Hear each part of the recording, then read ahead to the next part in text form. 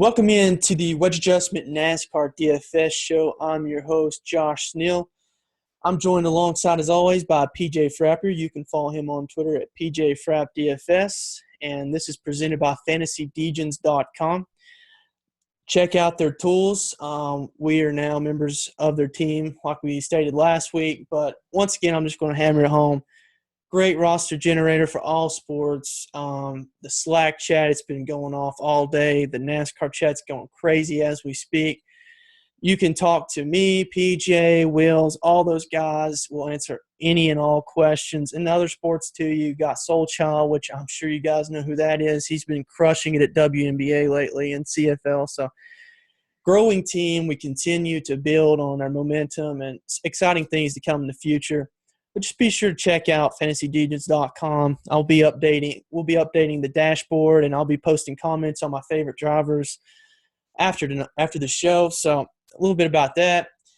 This is the Overton's 301. It's broken down into three segments, 75, 75, and 151. To start out, we have a New Hampshire guy on this show.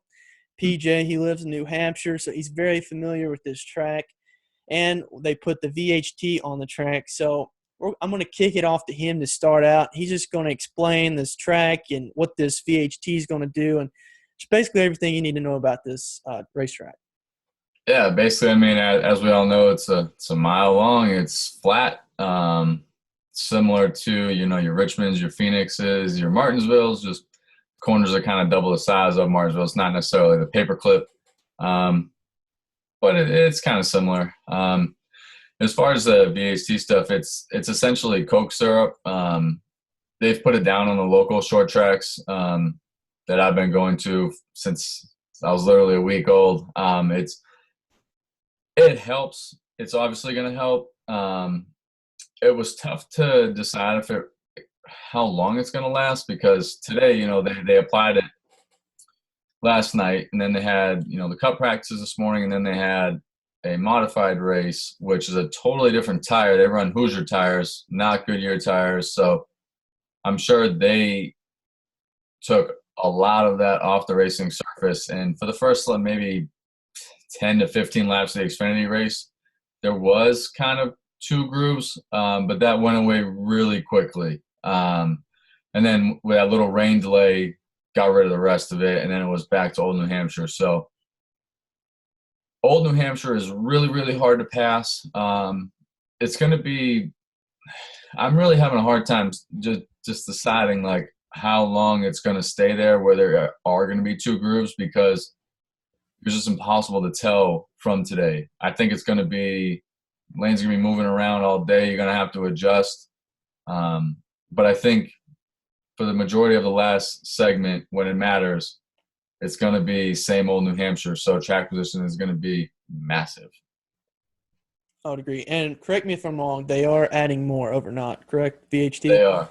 Yeah, they are. So, again, there's going to be no cars on the track, obviously, before them tomorrow. So, for that to be able to sit in overnight and then only have them on the track, not having to worry about the modifieds, running some of it off, not worrying about cup practice, running some of it off. So I'm just going to be interested to see how long it lasts. I can't imagine it's going to last all race. It's going to be hot tomorrow up here. So I honestly don't know how that's going to either help it, hurt it. I don't really know. From my experience with it, it's good, like I said, for about half the race. They used to apply it to the local short track here once a week on the top groove just to give it a second groove, and it was fine, but you knew immediately when it stopped working because it just went bye-bye. So we'll see. I think it's just a different variable. I like that they did it, though, because years past, this race is – I'm not saying it might still be painful to watch, honestly, tomorrow. Yeah. But, I mean, years past, it's been brutal. I borderline not refuse to go, but I will go to watch the modifieds because it's the best race up there. But the cup races have just been follow the leader. So I hope for all of our sakes it's not like that, at least for the first half of the race tomorrow. Good stuff right there. So as we normally do, we're going to break it down. Last week we broke it down in three segments. We're going to go back to four segments here, even though like PJ said, track position is going to be key. And playing punts this week, and that's going to be our first range we talk about.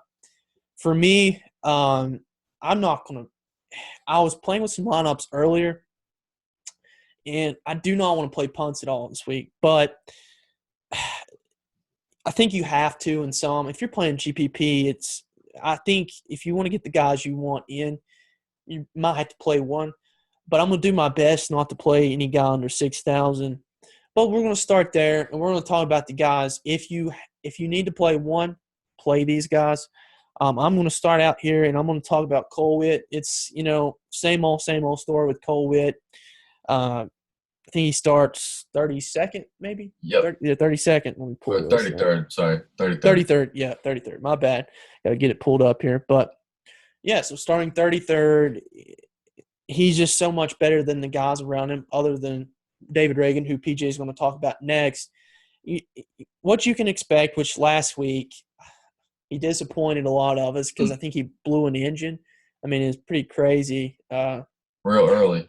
Yeah, I mean, it's just who knows. But I didn't go too heavy on him. I think I had 20%. But I was really disappointed because the lineups I did have him in, if it wasn't for him, I could have had a big payday. So that being said, it's New Hampshire. It's not an intermediate track. You're not going to get the RPM up there like you normally would. Hopefully he can take care of his car. I think he does have a little bit better equipment than these other guys he's around. And like I said, if you are playing him, then he starts 33rd. So hopefully, this is hopeful, he can sneak out 28th, 27th, something like that. That's probably as best as it's going to get for him. Can't really see him coming in the top 25 at all this week. So, like I said, I'm not a big fan of it. I'm not recommending it at all. But playing GPP, you're pretty much going to have to play one of these guys, and it's going to be him or Reagan for me this week. Yeah, for sure. I mean, Reagan is just my default punt at a flat track. Like, the steep tracks is the Benedetto, super speedways is Landon Castle. Obviously you can play a bunch of different guys at super speedways, but Reagan's just my default. I mean, starting 32nd is actually a little bit even cheaper than Cole Witt at 55. How is that? Let's talk about that. How is Cole Witt more expensive than David Reagan? It blows my mind. But man, I mean, you go ahead. I don't know. I don't know, but I mean, we'll take it. It's playing, like you kind of touched on, playing punts here is really, really difficult. We were talking about before the show. One yellow besides the segment yellows in the Xfinity race. That's kind of what you see here. There's a lot of riding around. You can get some yellows towards the end because yellows will breed yellows here because track position is so important that the restarts are kind of insane. There's a lot of 3 wide going into 1, especially late in the race. So cautions could breed cautions, and you could get a punt to sneak up there. But to bank on that is kind of silly. There's not really a high DNF rate at this track. It's honestly one of the lowest out there. So it's just tough playing punts. I'm going to try not to play him, but if I'm going to play him, it'll be either Witt or Reagan, preferably Reagan over Witt. But that's how I see it at least. Yep. Agreed 100%. So without wasting time, we're going to move on to the next section. So we'll start with Danica Patrick at 6,200, and we'll work our way to 7,300 Ryan Newman. So I'll start out, and if you guys follow along, there's a joke that I made. It's Rule 567 in Fantasy NASCAR. Never play Danica Patrick. And I joke about it every week, but this week I'm going to play Danica Patrick. And this is strictly just because she starts 30th. And if you look at track history, she sneaks in the top 20. I think 18th last year. Correct. I'm not sure. I can't remember off the top of my head. But she's in Stewart Haas equipment. I mean, it's a flat track. It's really – if you can keep your stuff together and run a smooth race, there's no question that car's top 20 capable. And with all these RCR cars – she's going to pass those guys. They just haven't shown much speed at all. So getting up there is not the question. The question is, can she keep it clean? Right. If someone is going to mess up, if someone's going to cause a problem, it's going to be her. And I hate playing her for it. I mean, ever since she had that classless interview when Eric Almirola got injured, I've just been so against her. I don't even want to roster her just so I don't have to sweat it and make sure she's staying out of trouble, because the first thing that pops in my mind is whenever there's a caution on TV or when they come back from break, caution, spin, turn 3, turn 2. My first reaction is Danica Patrick. That's the first person who I think of. So this week, as PJ stated, there's rarely any cautions. So that's going for it. Second, what's going for her, she starts 30th. Third, what's going for her is she had top 20 speed in practice, which it was near 20th. But still, I think she's a lot for a top 20. I just don't see how she doesn't. She sneaks up on you at the end and will come the top 20. And at her price, I mean, it just makes all the sense in the world. Why wouldn't you? At 6,200, Chris Buescher, I think he starts 21st, 22nd, somewhere up in there. Yeah. Which you can talk about Paul Menard, which I think he starts 29th. He's a very sneaky play, which I do think his ownership will be dropped up. But, yeah, I mean, I like Danica Patrick. She's an optimal play. I don't like her by any means, but starting 30th, what else do you need? Stuart Haas. That's all I can say for her. Yeah, absolutely. So we're going to go to a guy that has not been with us for a little while. Eric Almirola at 6,600, starting 21st.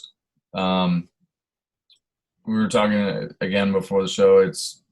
I wonder what his ownership will be. I tend to think that people will be scared off because it's a back injury. He's doing something physical. They're worried about it. But, I mean, for me, I'm definitely going to have probably more than the field. Talk about how the track is and how physically demanding it is. Yeah, so it's actually one of the least physically demanding racetracks on the schedule that they go to. The turns are swooping, wide turns. You're off the gas for a long time. You're hard on the brakes in, and you're really not getting back on the gas till about halfway, almost to three-quarters of the way off the corner. There's very little G-force here on the body, so this shouldn't be a problem with him. I guarantee the test at Charlotte was much more punishing on his body than New Hampshire. It's not even close. It's literally the least amount of G-force. They have more G-forces at Martinsville just because the turns are tighter, and it's literally one of the easiest tracks on the body, so it's a perfect spot for him to come back. Not worried about that at all with him, so I just don't know if people are going to be like, "Ooh, the shiny toy is back," or forget it, he hurt, I don't want to deal with it, and I don't know. It's going to be hard to tell. For me personally, I can't see him getting over 20%. I just can't. I don't know. He's been out of it for, like I said, what, a month and a half now? Close to 2 months, yeah. So, I don't know. It's so hard. You kind of like, when you go back like to football and stuff, like, do people play guys coming off of bad injuries in the first week back? Usually not. So I'm hoping that's kind of the same school of thought. And it's not like he's starting 30th. He's starting 21st, which is kind of no man's land a little bit. I mean, obviously it's a nice play, I think, but I just hope it'll be too far up. And like you said, with all the RCR guys, the bigger names, the Dillons, Menard, Danica, I think most people will gravitate towards that. So hopefully he just ends up in no man's land. Yeah, and I like him a lot this week, especially if you can get him at low ownership. It's pretty good play. So that's going to take us to Trevor Bayne. And Trevor Bayne costs us $6,900 this week.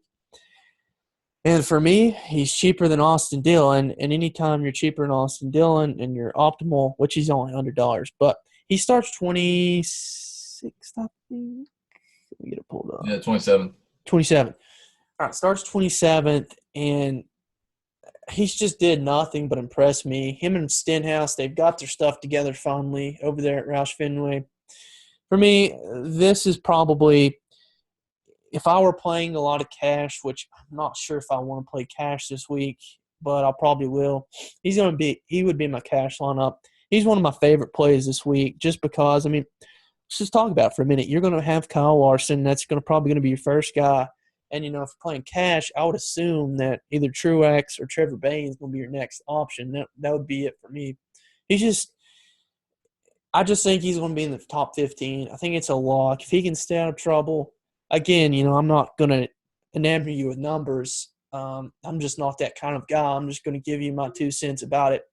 For me, if you look at the speed he's brought to the track each and every week, he's going to come in the top 20, and he's going to come in the top 15. And at 6,900, if he can get anything above that, I mean, that's going to do you so well. So, for me, he's an optimal play this week. He'd be my cash on up, and he's just one of my favorite plays. He's probably a top 5, top 7, 8 play for me this week.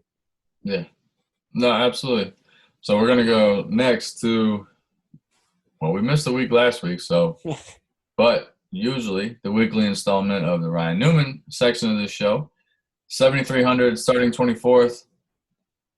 I know that RCR doesn't fully have the speed – blah, blah, blah, whatever. I really don't care when it comes to with him necessarily on practice times.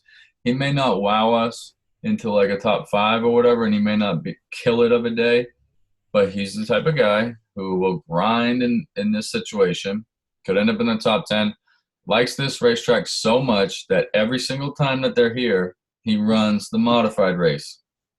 Every single time. It's the only modified race he runs all year.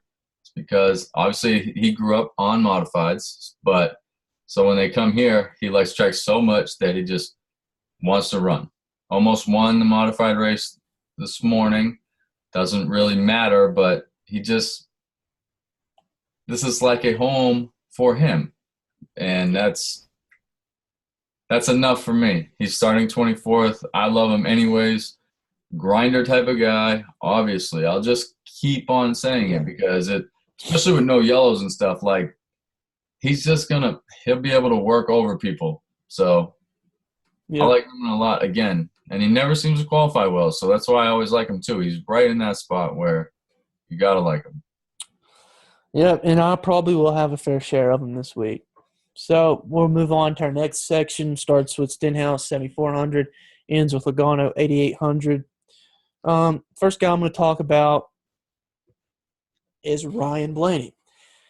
Oh, it's so good of a week to play Ryan Blaney because I have not got to play him. I didn't play him when he won at Pocono. I think I played him at Daytona, but before that, I can't even remember the last time. He continuously is killing qualifying, killing practices, but he's not at the top of practice normally. He's right there where he qualifies, and he just don't really move up, but he don't move back unless he has bad luck. So, with that being said, let's just look at 10-lap average in practice. In happy hour, he was second, right behind Truex. And it kind of surprised me, but in I think the first practice today, which had been the second practice, he didn't have the speed. He didn't have the speed, but that wasn't race conditions, and I knew I was going to put my stock into happy hour. So when that rolled around and I seen him in second, I was like, oh my gosh, because before when I seen qualifying, I was like, my Lord, he's going to start this far back. For me, Ryan Blaney's starting 15th, and he's been a top 10 car every week, speed-wise. I thought to myself, man, it's going to be 60% for me. I'm probably going to go overweight just because I'm a big fan. So, love him this week. I love him obviously every week, but I can't play him. This week I can play him, and this is scary for me because I can play him. I love watching him race. Odds are I'm probably going to be heavier than the field. Odds are it's probably going to nip me in the butt, but I'm playing him this week. I love him this week. And starting 15th, I think he's a lock for a top 10. I can't say lock because he's not been that good at flat tracks, but he's got the speed, and Penske's tend to be really good here at this track, which Logano, I don't know what's wrong with him, but Keselowski's been good here. And Ron Blaney, he's got the speed. At sometimes he looks better than the other two Penske cars. So second in happy hour, he pleased me. So top 10, lock him in. He's a great GPP play, which I think he'll probably be a little bit higher owned. because he's starting 15th. But, maybe more people go to Stenhouse Jr., Dell Jr., even Clint Boyer, which I'm going to talk about here in a second. So, he normally – this is no man's land normally, but I think where track position, place differential, he's like right there in the middle of being in both. So, take it from a diehard Ryan Blaney fan. I love him this week. So, maybe my word's not as good as others, but I'm going to be probably anywhere from 40 to 60% on him, depending on how my lineups look. Now, if my lineups look like poo, then I'll get off of him a little bit more. But if you don't play him this week, then you're asking for trouble. That's all I got to say. He's a top 10 car. Yeah. Take it away before I keep ranting. No, I agree. We're going to go to Stenhouse. You kind of touched on him. 7,400, starting 17th. It's pretty good on flat tracks, obviously. Good run at Phoenix. I know he got a little bit lucky there to finish where he ended up finishing with a late race yellow. Let me try that again. But, I mean, he practiced kind of right where he qualified. It's not a play that I love. It's just he's good on flatter tracks. So it's just where you're going to go. Yeah. I really don't like a whole lot of guys in this range, to be completely honest with you. Yeah. He's just one that I'll think about playing because of the flat track stuff. And, I mean, that's literally all I have to say. I don't love him. We're touching on at least two guys in each segment. I could not find anybody else. I sure as hell am not playing Casey Kane or Eric Jones. From those starting spots, I'm sure as hell not really going to play Jamie McMurray. So that's what I was left with. Yeah. Hey, Eric Jones has been our boy. I hammered him home last week. He was my favorite GPP play last week. So if you listen to that, I'm sure you guys cashed. But, yeah, he's starting too far up, and it's Casey Kane. I mean, if I was making a rule book, him and Danica is probably the two I'm going to say do not play each week because they disappoint so much. But, anyways, moving on. The next guy I'm going to talk about, which I pointed out earlier, is Clint Boyer. He starts 19th. And really, this is one of his better tracks, to be completely honest with you.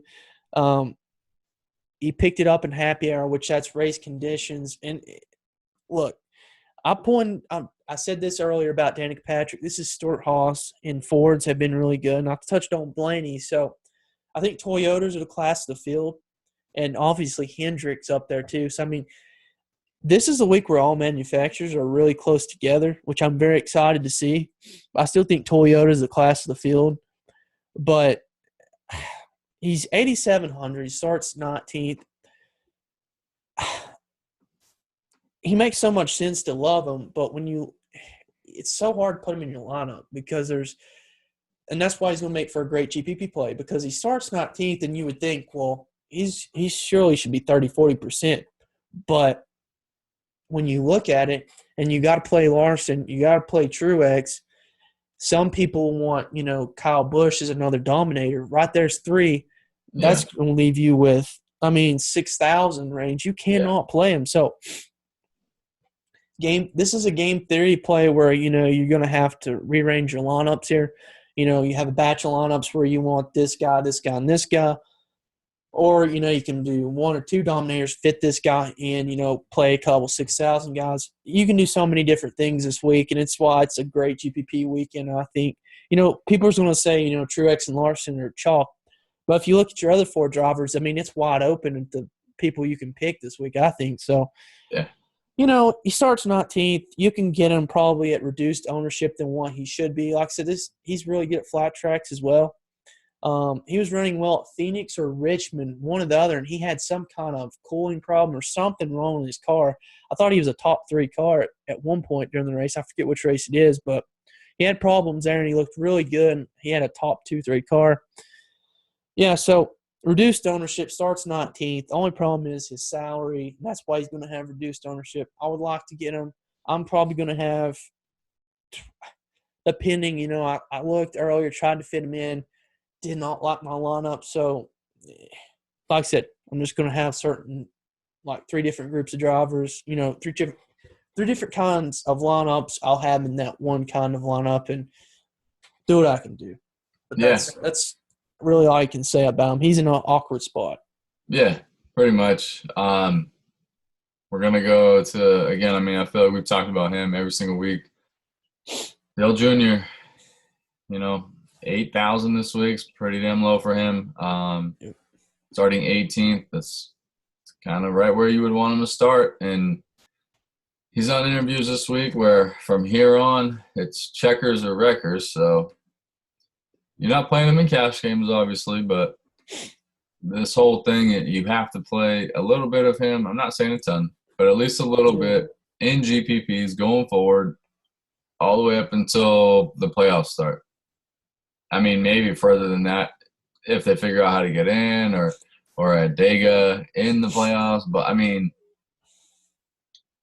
what more can you say? Like, I just can't imagine that he is going to go out like he's going out right now. It's hard to imagine it's going to stay like this.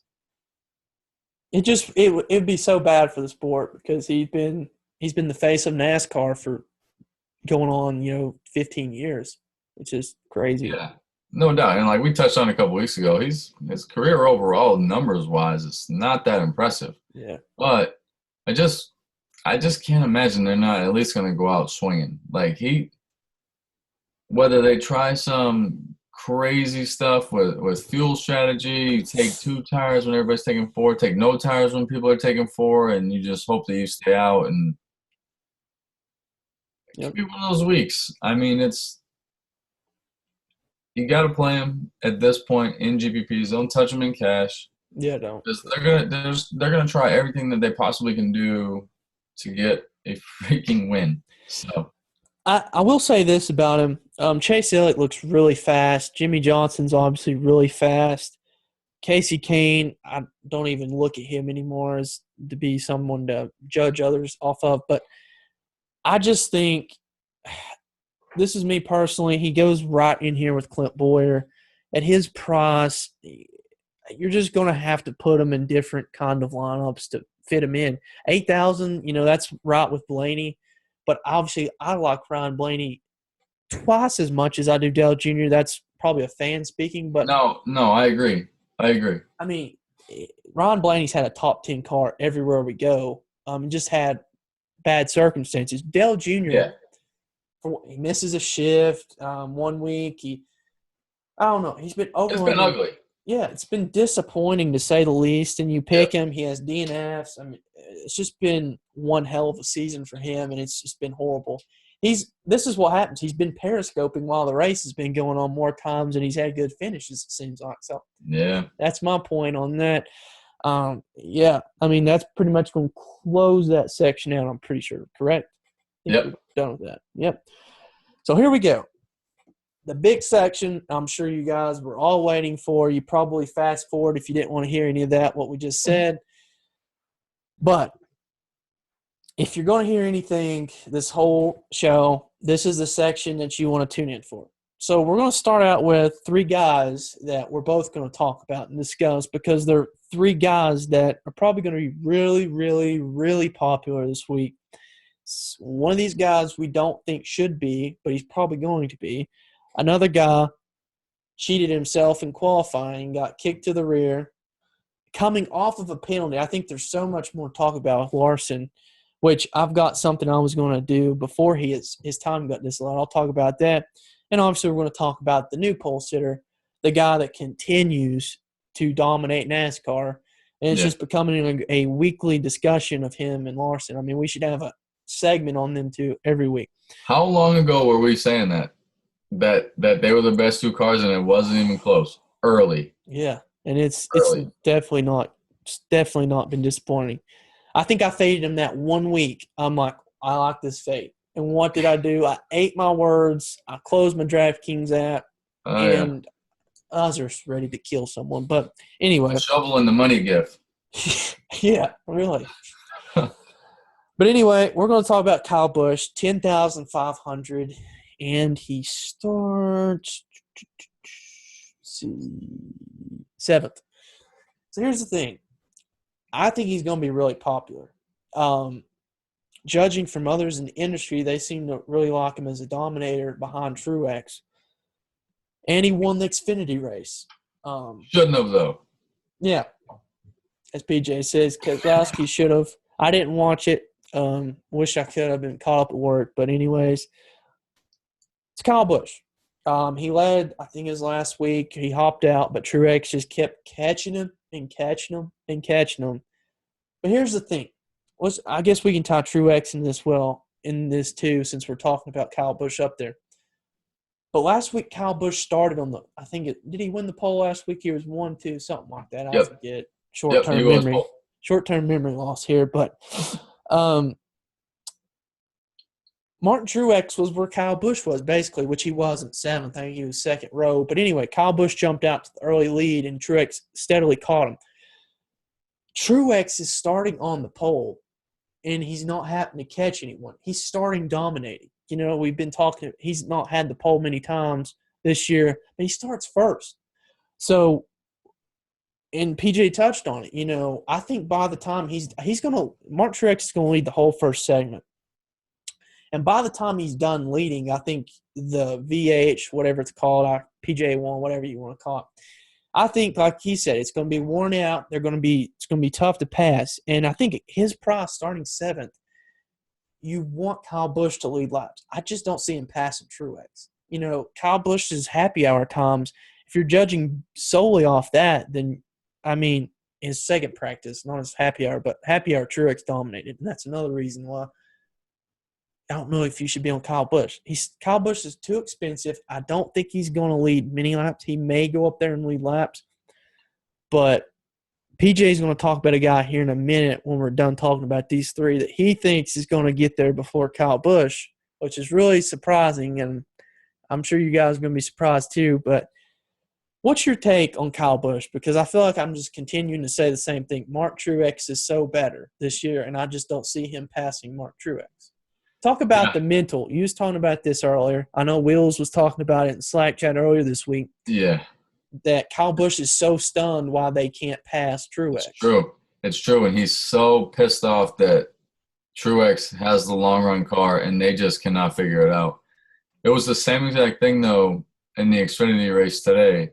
And I understand they're different cars. Like, don't send us messages, oh, they're different. Yes, but they're very similar. It's the engineering behind them and the setups behind them, and they're very similar. There's something that they are not doing well enough on long runs, and it is driving him insane because Truex, he just can't keep up with them. And I think it is in his head at this point, and he gets so discouraged. I mean, you can hear him week after week after week. I don't know what you want me to do with this thing. I don't know what else I can do. Well, that's pretty much just where he's going to be to me tomorrow, because today, like you said, he won the Xfinity race. Shouldn't have. Keselowski definitely had the better car, had a penalty on pit road, and there was no yellow in the last segment of the Xfinity race. So him and Keselowski just basically checked out when he had the issue on pit road. He had a 10-second lead over Ryan Preece, and that was it. So he's gonna be highly owned. I'm gonna be way under the field. Do you see him leading any laps? Because for me, I don't think he's gonna lead laps. The more I think about it. I don't. And you know what? It's only 300 laps. It's not like we're dealing with 500 laps. And if we're both agreeing, and most people will agree, that Truex is going to lead that whole first segment, that leaves you with 200 laps. I know 225. Don't give me that crap. 200 laps, because you're going to have yellows and whatever through the stages. 200 laps. I don't think Truex is only going to lead 75. Yeah. So he's probably going to double that. You know, if he does. Yeah, I don't see it. I really don't. And whatever. Wills talks about, playing aggressive. Well, this is my aggressive stand. I'm just going to have hardly any Kyle Busch. Yeah. And I got to say, I've been aggressive too. Last week, I went like almost 100% on that trio, went Yeah. 90%, cashed every single, the 10% I didn't cash was the 10%, I didn't have those trio, which I think a lot of people are going to have an 1878-42 stack, similar to what they did last week. Same thing. And for me, here's the thing. I mean, we're probably spending a little too much time on this, but you just need to do this. I mean, Kyle Busch is 10,500. Martin Truex is 10,300. Right there is almost 21,000. That leaves you with like 30-some thousand to build 4 drivers around, and you would love to be comfortable with them. But what that's going to do, I mean, Kyle Larson's 9,700. So right there, them Right. three, that's going to be a trio, and that's probably going to be the most popular one again. Right there, you're left with 6,000. Nothing. Yeah. 6,000, mid 6,000s. And for me, I don't like enough of those drivers. That's basically all RCR in that range. You got Danica, and we touched on some others. You're left with 6,500. See, I would throw Trevor Bayne in there, not to give away lineups or anything, but, so on and so forth. It's probably not going to win you GPP because if you're banking on Truex, which I think he's going to lead half the race at least, if people can take 2 tires or not, I'm not sure how 2 tires – did 2 tires play out well in the Xfinity race today, or did they do it? Or It was okay. I mean, Bush took 4. Priest took 2 on the last stop, but that was just to get him back that track position. yeah, so You need 4. yeah. So if someone does pass Truex, I'm pretty sure Truex is a good long-run car. He'll pass him eventually. No cautions. But what we're saying is we don't really like Kyle Busch this week. And I know a lot of people are going to like him. He looks super fast, blah, blah, blah, blah, blah. But just if a guy's going to lead half the race, just take him out, put another place differential guy in. Get you a guy like we're going to talk about here in a minute, Chase Elliott, another guy that's cheaper at least that you think can dominate the race. You got to just have so many Game 3 lineups this week. So, I mean, it's just crazy. But we're going to move on from those guys. That's our thoughts. Kyle Larson, we don't need to talk about him. He starts 39th. I'm 100% on him. I think you're 100% too, possibly. Yeah.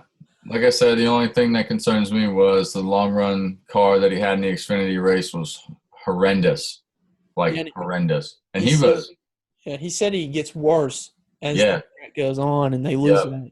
He was not so happy. His speed showed that he was pretty decent in happy hour, but he was pretty displeased with how everything was going. So I'm not saying that, all I'm saying on him is don't expect what he did last week because you are not passing cars that fast, not here.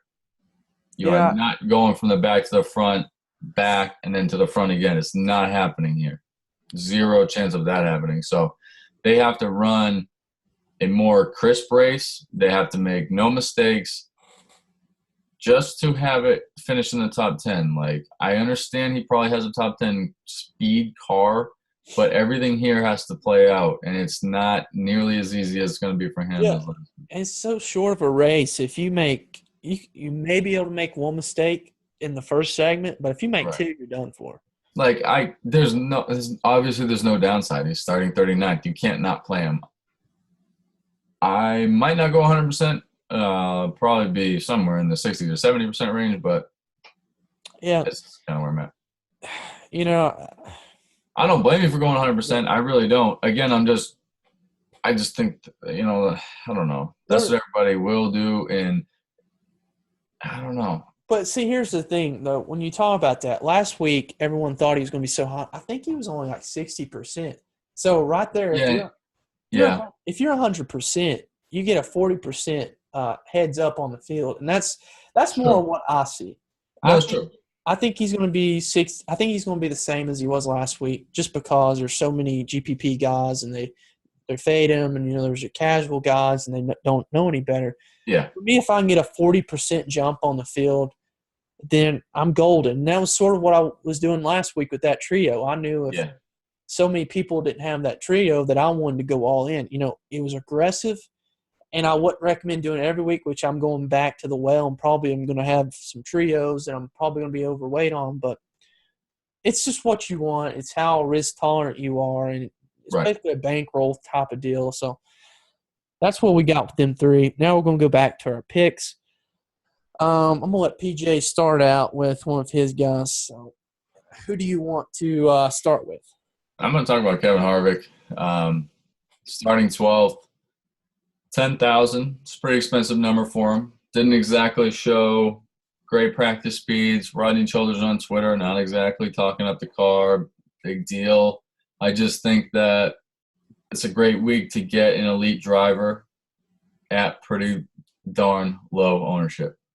Yeah, I would much rather have him than Kyle Busch. Yeah, like, I mean, honestly, though, public-wise, who the hell is going to click on him instead of Busch, Truex, and even Keselowski here? So, and he's starting a little bit further back than Keselowski, which I like. I just like, you touched on it multiple times in the show, the game theory aspect of it, because it's a rare week that you're going to get a guy that good at pretty low ownership. I would be willing to probably say around, 20%? If that. That's what I'm saying. And that's kind of the weeks that you want drivers of this caliber. I think, maybe the casual player, I think he won here in the playoffs last year. So maybe the casual player is going to look and see he won here last year. Maybe that bumps him up just a tad. Who knows? But I don't see him being over 30. I don't see him – he may touch 25. But in a week that people are going to go Kyle Busch, Truex, and Larson, if you go Truex and Larson, I'm going to say it again. You just got to be conservative with the rest of your lineup. And I think, he's just going to be so low on. He really is. 3 of the last 4 races, he's been top 5 here. I mean, he's led more laps in those 4 races than Truex. Yep. So, I mean, it is what it is. But let's move on here. I'm going to talk. Okay, here's the deal. This guy, I talked about Kevin Harvick won this race in the playoff. The guy that he moved out of the way, well, kind of moved out of the way, was Matt Kenseth. And if you pay attention, if you're just not a DFS guy, Matt Kenseth, finally the news broke. Eric Jones is taking over the 20 car, which leaves him rideless for next season. But I think everybody expects him to be in some kind of ride next year, a pretty competitive ride, so many different options out there for next year. But anyways, it's off his back. And if you look at driver rating at this track, Matt Kenseth lights it up. He's top 2, top 3, leads laps here. I think he's got 3 top 5s in 4 races. yep. So if you want a guy that's probably going to be there, he's 9,300, I think, 9,100, Yep. something like that. I think him and Chase, 9,300.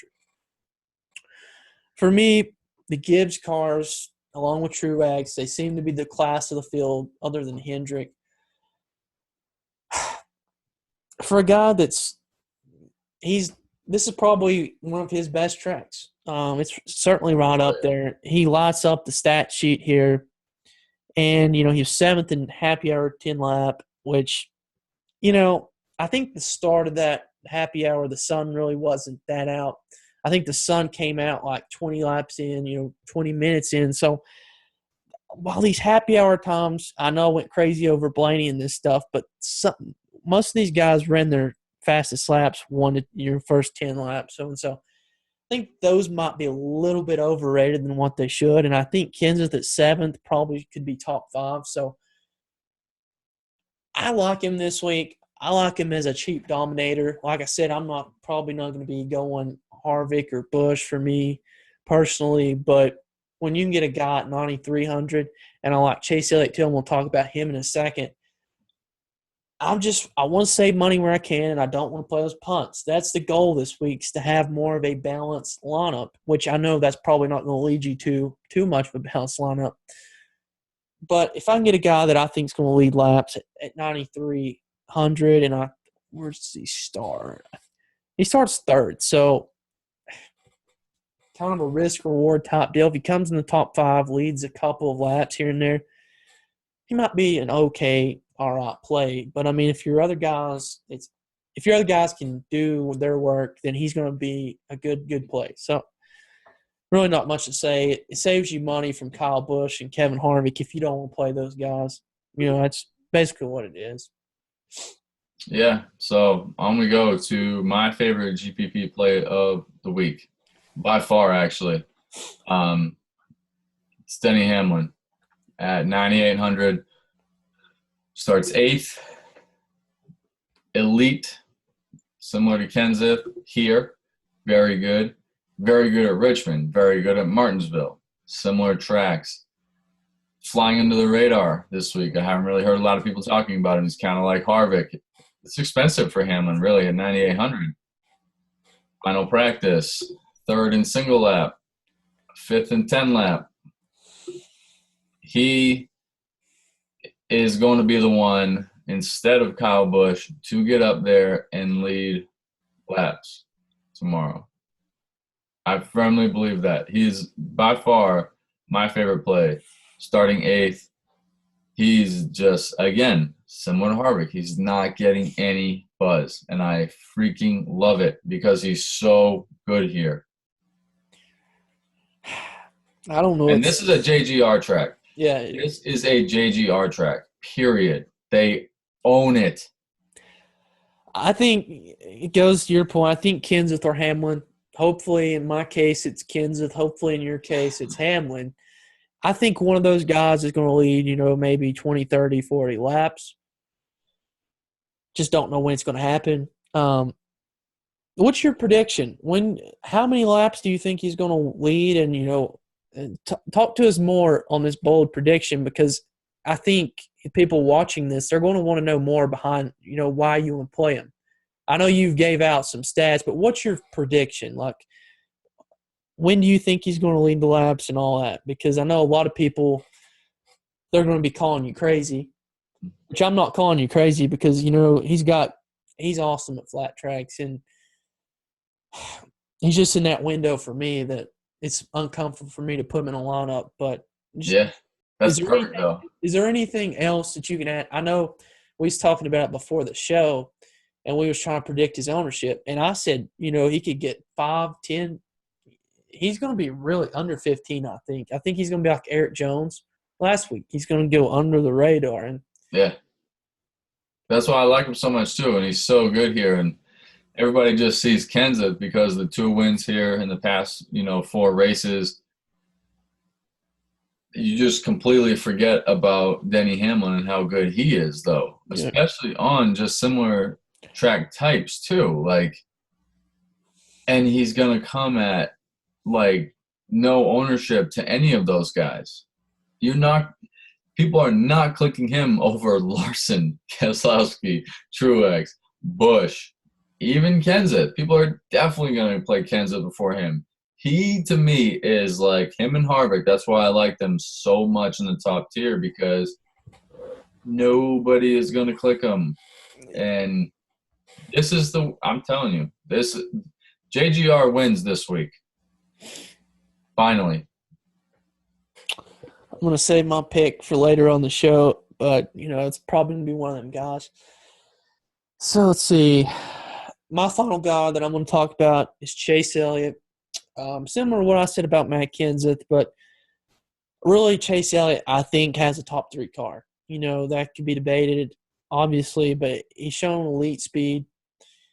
Seems like all of Hendrick except Casey Kane, maybe Junior. I'm still up in the air, what's up with his car. He looks good. You never know about him. But Chase Elliott has got an elite speed, and he's shown in some of these races where you wouldn't expect him. He'll pop up there. And, for me, he's constantly in this range. I harp on it every single week. We talk about this range. He starts 11th. And I'm sort of wondering, if you're talking about Kevin Harvick, will people pick Kevin Harvick or Chase Elliott? Who do you think? Because, when you look at it, you could almost present the same argument. I know Chase Elliott's probably more of a, I don't know, I can't really say it, but he's more popular of a name within the NASCAR world, I would think. But, Kevin Harvick's so popular too. But I'm going to say Chase Elliott has more ownership just because he's $1,000 some Yeah, dollars cheaper. no doubt. But for me, it goes back to the Kansas point. If you can get a guy that you think can dominate the race at this price, you can't have enough of him. But it goes back, I'm probably going to have, talking about trios, 18, 78, 42, I'm probably going to have some with the 24, 78, 42. I'm going to have some with the 21. I'm going to flip around those and then alternate, different guys. That's sort of my game plan and what I'm thinking of my Yeah. favorite plays. Have some Matt Kenseth. So right there's my three different combos. But, it's the same argument. Look, I can sit up here and try to glamour you with stats and stuff, but he starts 11th. He's probably not going to be higher than 25%, 20%. So, I mean, he's due for a win. He's never won. He just looks so good. So, really not much more back on it. I mean, starting 11th, and if he does come in the top 5, maybe get some laps led, that's a pretty decent score. So, Yeah. can't really add much more to that. I mean, No. I think we've basically nailed on the same people. We've got, it's such a good GPP week because some of these guys are not going to be talked about, and that's where we can just go all in. I think I'm going to go overweight on guys. You're certainly going to go overweight on one guy in particular, if not 2 or 3. Big time. I think we pretty much covered everything. You covered you covered Hamlin, you covered Hart. Yep. So that brings us to our normal ending of the show. I'm going to start out with my race winner. And this week, my race winner, I've been going back and forth. I don't think I think Truex is going to fade somewhere near the end. I do think – I'll just go ahead and spoil it. I do think he's going to have the most DK points if Larson doesn't come the top 10, which obviously it's going to be hard. But Truex is going to lead so many laps. He's going to have laps led, fast laps. That's who I'm going to pick as my top scoring guy. And to win the race, I'm going Chase Elliott. And like I said, I went back and forth between him and Truex, but I ultimately do think something wild is going to happen at the end. I know it's probably out of the norm, but this year's been so crazy. We've had so many overtime finishes. I just see some knucklehead trying to thread the throttle there and wrecking or doing something. It just adds on to the first time winners, and give me Chase Elliott to get his first career win this week. I like it. That's bold. Most DK points for me is Larson. Just flip a coin to the Truex or Larson. No need to defer off that. It's foolish if you think otherwise. To win the race, first JGR win all year is going to be Denny Hamlin. I'm going to definitely pound this drum. I'll go down with the ship. I am really, really confident that they're going to get it done. I don't know how, whether it's pit strategy, whether it's they figure out the track sooner than anybody else. We'll see. I just think this is their week. I really do. So I like him a lot. Like you can't. I'm not gonna go so crazy as to guarantee a win, but I would be very shocked if it's not at least a top 5 day for Denny Hamlin. Yeah. I don't like Chase Elliott as much as he does Denny Hamlin by no means. But Denny Hamlin, it's going to be an off the board for most DFSers. Like I said, you get him at so low of an ownership and what he's capable of doing. It's just awesome GPP play. That pretty much wraps up the show. It's good to have PJ back on the show. Listen, I'm free this coming week. I finally have the weekend off. So hopefully we can have this out sooner rather than later. I know right now it's 12:30 at night. Going to be a long night ahead of me. Probably going to do my lineups. I'm going to head over to fantasydj.com. Going to leave some comments, thumbs up on whose drivers I like, which if you're watching the show, you pretty much know it already. But be sure to go over there, check out their tools. I'm going to be using the roster gen. I'm going to be doing those stacks. There's a new stacking tool that's pretty neat. I've been messing around with it, some other sports, but really excited to try that out. And once again, the Slack chat is popping. Head over there if you got any questions for me, PJ, Will, so forth, so on. So many guys over there. They'll answer the questions. I'll do my best. And that pretty much wraps it up. Once again, if you guys enjoyed the video, subscribe to the channel. Hit that thumbs up button on the video. And we will see you next weekend. Good luck, guys. Good luck, guys.